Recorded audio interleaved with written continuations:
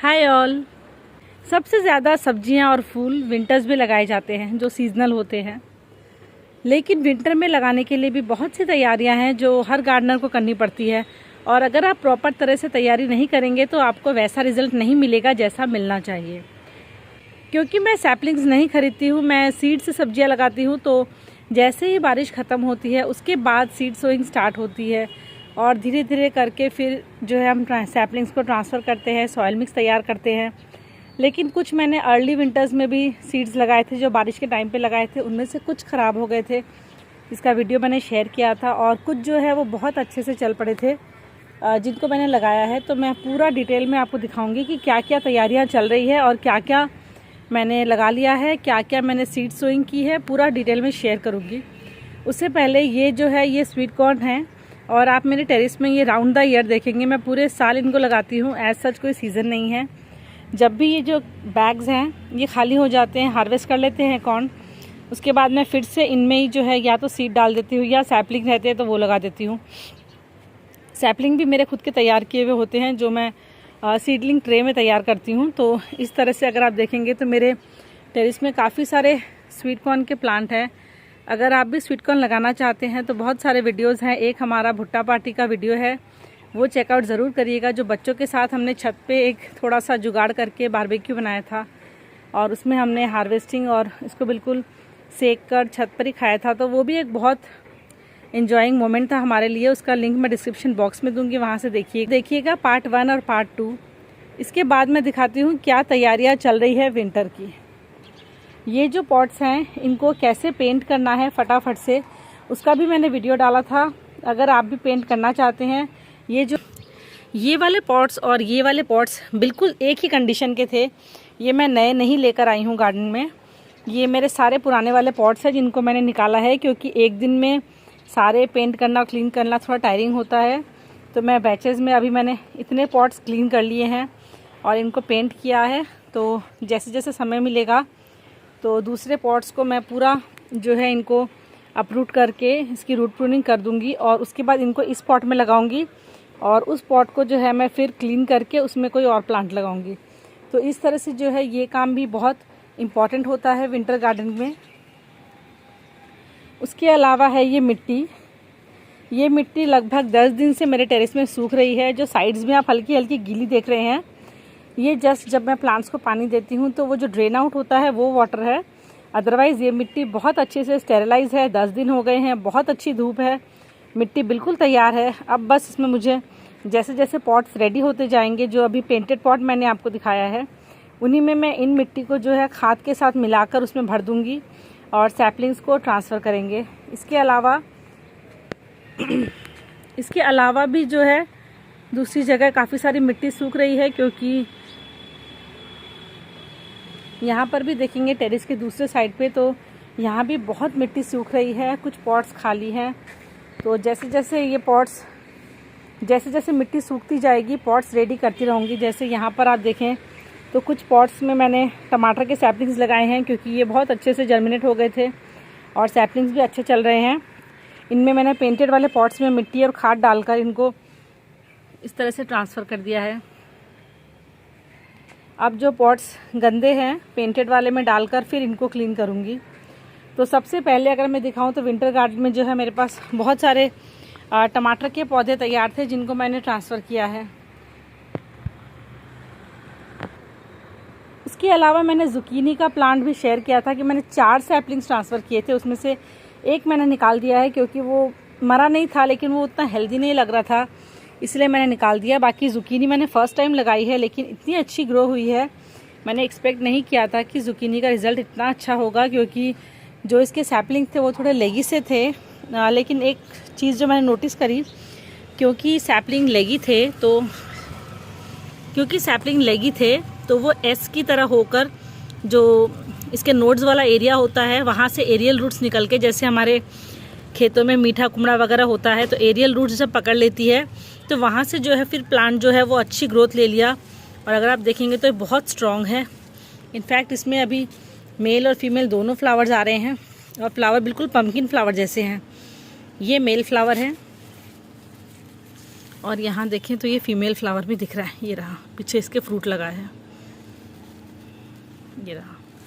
ये मैंने first time लगाया है, बट होपफुली अब इसमें फ्रूट जल्दी ही सेट होना स्टार्ट हो जाएंगे। इनमें भी अभी काफ़ी सारे जो है वो मेल फ्लावर दिख रहे हैं। यहाँ पर देखें तो फीमेल फ्लावर स्टार्ट हुआ है, ये यहाँ पर, ये वाला है ना, एक ये वाला है। उसके अलावा काफ़ी सारे मेरे पास अभी सैपलिंग्स तैयार हैं। ये तोरू के सैपलिंग्स हैं, इनको मैं लगाऊंगी थोड़ा आज, नहीं तो कल तक इनको ट्रांसफ़र करूंगी। कुछ टमाटर के हैं, कुछ सैपलिंग्स मैंने थोड़े लेट से सो किए हैं, तो उनमें अभी जर्मिनेशन हो रही है। यहाँ पर खीरे के हैं, ककड़ी के हैं, लौकी के हैं, कुछ कुछ में अभी स्टार्ट हो गई है स्प्राउटिंग, किसी किसी में अभी नहीं हुई है। लेकिन अब अप्रॉक्स अभी का जो वेदर है, अगर आप सीडलिंग लगाने की सोच रहे हैं तो बिल्कुल परफेक्ट है। अगर आप जो भी सीड लगाएंगे तो वो बहुत अच्छे से जर्मिनेट हो जाएंगे।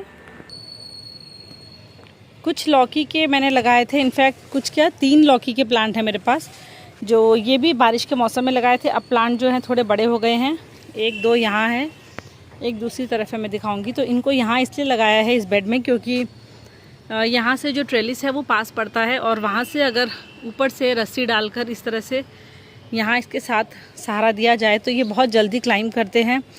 कोई भी अगर ऐसे वाइनिंग प्लांट होता है, अगर आप उसको अच्छी सपोर्ट देते हैं तो वो बहुत जल्दी भागता है, बहुत तेज़ी से वो ग्रो करता है। उसके अलावा काफ़ी सारे जो बीन्स के प्लांट हैं वो मेरे पास हैं, ये भी बारिश के टाइम के हैं। अभी इनमें फ्लावरिंग स्टार्ट हुई है। कुछ प्लांट्स में जो बीन्स के हैं उसमें फ्रूटिंग भी अच्छी आ रही है। सिंगल प्लांट है, लेकिन प्लांट देखिए कितना हेल्दी और बुशी प्लांट है। और इसमें से जो है बीन्स काफ़ी सारी हमने हार्वेस्ट की है, लेकिन बीन्स का जो एक प्लांट होता है वो बहुत इनफ नहीं होता है। तो अगर आप बीन्स का प्लांट लगा रहे हैं तो कम से कम 2-3 प्लांट तो ज़रूर लगाएं बीन्स के हार्वेस्टिंग के लिए।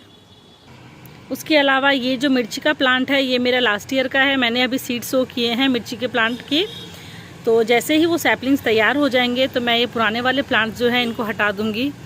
मैं हर साल नए जो प्लांट है चिली के वो लगाती हूँ, पुराने वाले हटा देती हूँ।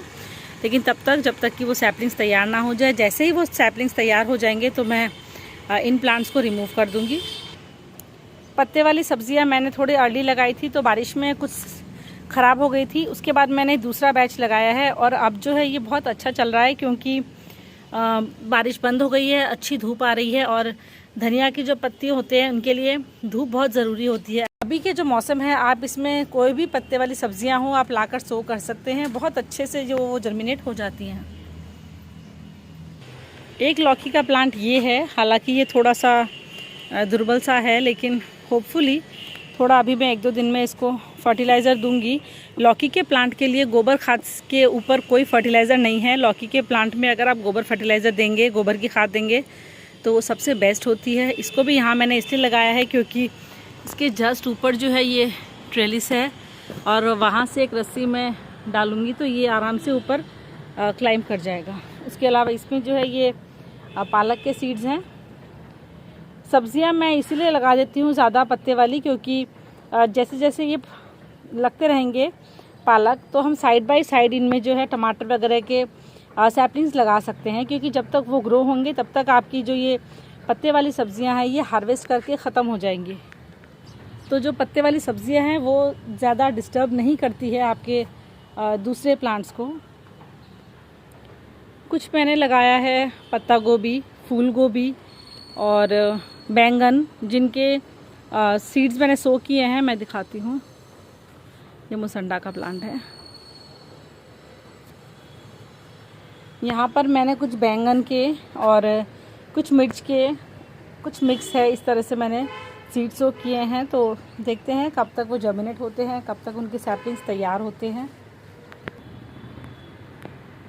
लास्टली जब भी आप मिट्टी सुखाते हैं तो मिट्टी सुखाने का जो कारण होता है, सबसे इम्पॉर्टेंट तो ये होता है कि वो स्टेरिलाइज हो जाती है।